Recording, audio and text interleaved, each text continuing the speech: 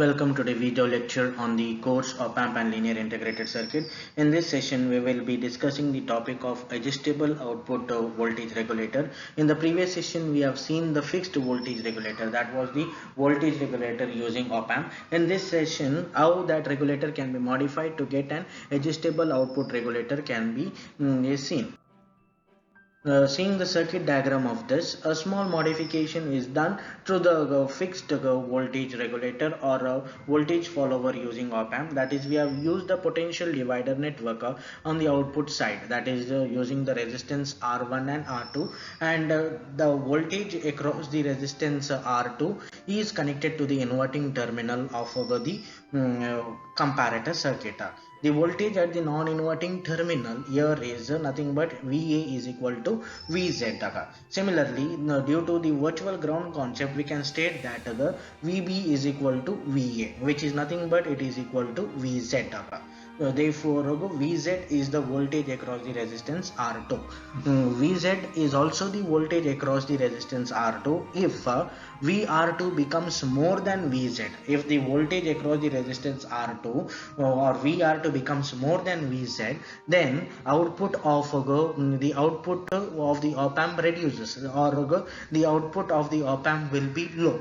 Which indicates that the controls the conduction of transistor Q1.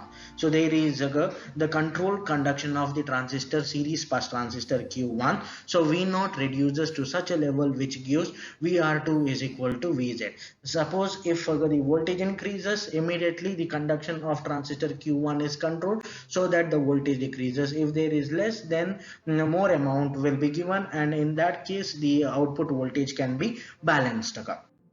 Now there exists a fixed relation between V0 and VR2, that is VR2 is equal to VZ, which is V0 into R2 divided by R1 plus R2, using the potential divider rule there. The op amp acts as a comparator, that is error amplifier. It amplifies the error if any and maintains the output at a constant level. So that is V0, the output voltage V0 will be equal to VZ times R2 plus R1 divided by R2. By adjusting the proportion of R1 and R2, the output voltage can be made adjustable.